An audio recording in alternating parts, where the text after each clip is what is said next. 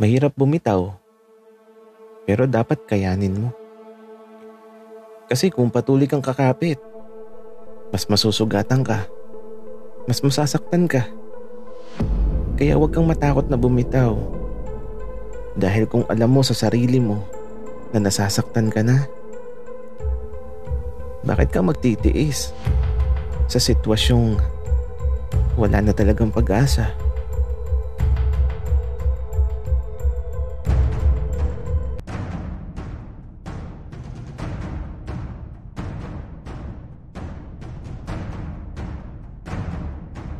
Kaibigan, huwag mong kalimutan mag-subscribe sa aming channel at huwag din kalimutan i-click ang notification bell at subscribe button. Subscribe na!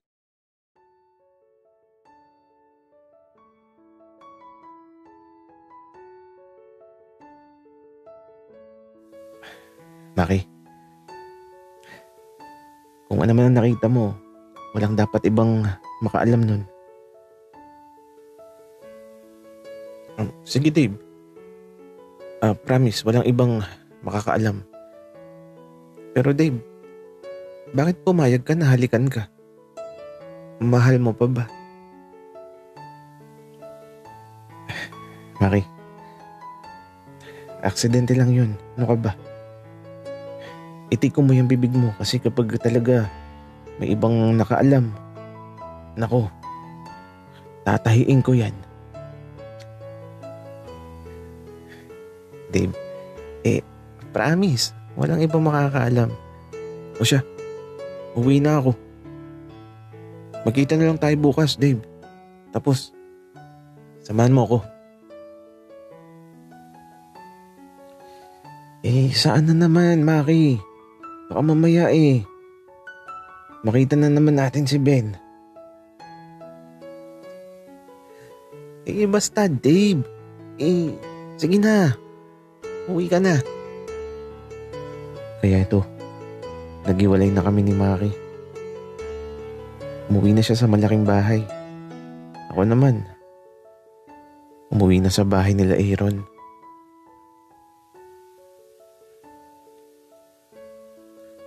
Dave, bakit ngayon ka lang? Ang tagal mo Saan ka ba galing? Si Maki kasi, ang gulo Pero ano ba yan? Wow, ang sarap naman yan. Masarap talaga yung tortang talong na niluto ko, Dave. O siya, tara na kumain. Kaya ito, nagkapunan na kami. At sa paglipas ng buong gabi, halos hindi ako makakatulog. Napapahawak na lang talaga ako sa mga labi ko. Kasi, naalala ko yung halik ni Ben. Kanina, doon sa ilog. Ang halik na yun. Hindi pa din siya nagbabago. Napaka-agresibo. Akala may uhaw na uhaw palagi sa mga bagay-bagay. Kung sa bagay, gano'n na siya noon pa man. Yung tipong hihilahin na lang ako sa sulok tapos hahalikan ako. Tapos minsan, dadalahin ako sa loob ng tubuhan. Tapos ayun, may gagawin kami dun. Gagi. Bakit ko ba naaalala ang mga bagay na yun? At saka, naaalala ko pa nun, napaka-sweet ni Ben. Lagi siyang may pasalubong sa akin. Laging may maliit na regalo. Ay nako, makatulog na nga. Kaya naman, sa pagpikit ko ng mga mata ko, tila ba kahit sa panaginip ko nakita ko si Ben. Nasa ilog daw kami tapos eto, hahalikan na naman niya ako.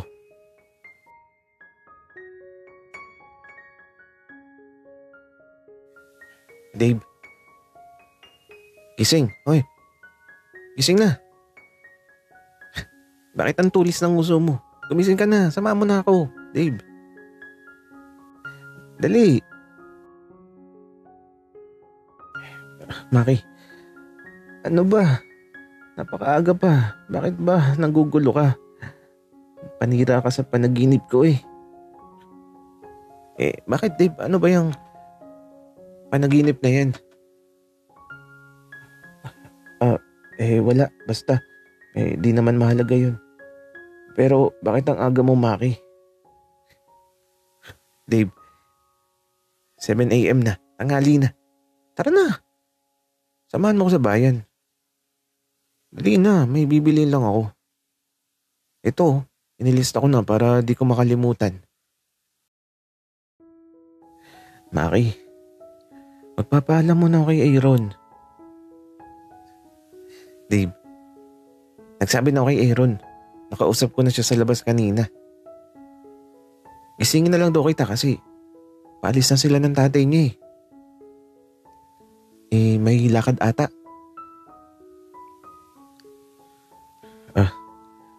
Okay. Teka, maghihilamos lang ako, Maki. Kaya naman na ito. Pagkahilamos ko, inayos ko lang yung sarili ko tapos diretso na kami ni Maki sa bayan para mamili ng mga kailangan niya. Buti na lang talaga at maaga kaming nagpunta sa bayan. Kaya ito, bago pa uminit ng sobra ang panahon, nakabalik na kami. Maki, ano bang gagawin mo? May okasyon ba? Wala naman. Gusto ko lang na gumawa ng buko salad. Kasi ang init ng panahon eh. Maki, bakit di ka bumili ng buko sa palengke? Manghihingi na lang ako dun kay Ben. Tara dun. Humingi na tayo para magawa ko na to. Maki, ikaw na lang. Kaya mo na yan. Dave, sama mo na ako. Kasi kakayurin pa yun. Tapos susungkitin pa sa puno. Madaming gagawin. Kaya dapat kasama kita. Ano ba yan? Maki. Sige na nga, pero andun ba si Ben? Di ko alam, Dave. Pero baka wala. Baka nasa tubuhan. Okay. Di tara na para makakain na tayo ng buko salad na yan, Maki. Pero kagabi pala, saan siya natulog? Ewan ko, Dave. Di ka naman siya nakita dito kagabi at kanina. Baka sa kanila. Okay. Tara na, Maki. Magpayong tayo at napakainit ng sobra. Dave, bakit mo tinatanong kung dito siya natulog? Wala lang, Maki. Kasi kung di na siya matutulog dyan sa silid ko, ako na ulit yung matutulog dyan. Okay. Ikaw nang bahala, Dave. At eto, naglalakad na kami patungo sa bahay nila Ben. Ang init.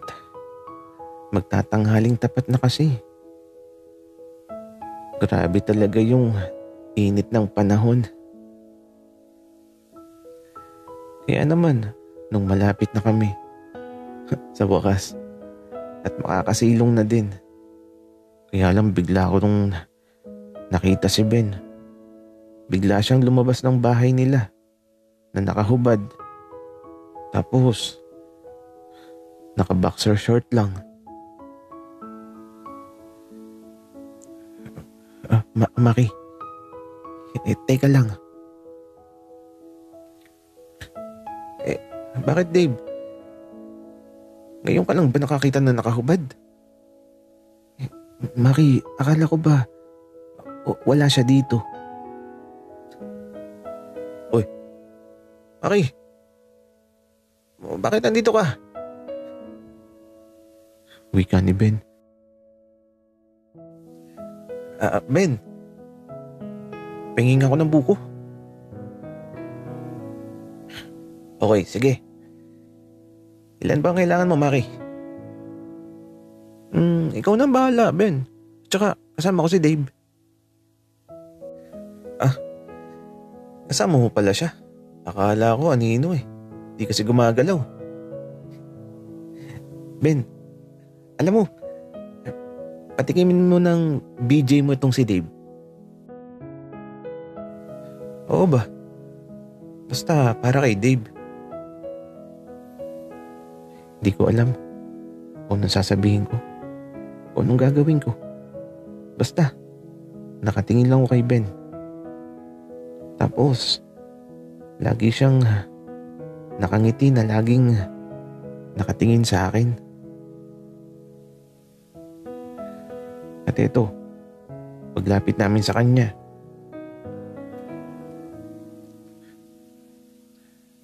Ben, pa-BJ ka na, dali. Wika ni Maki. Ewan ko ba pero iba ang naiisip ko o baka sadyang madumi lang ang iniisip ko. Maki, huwag ka magmadali. Matitikman mo din ang BJ ko.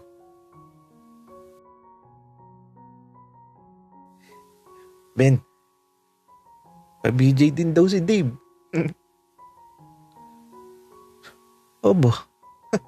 Oo naman, Maki. Only BJ para kay Dave. Grabe naman sa Anli Buko Juice. At aba, akala ata natutuwa ako. May pagkindat pa sa akin.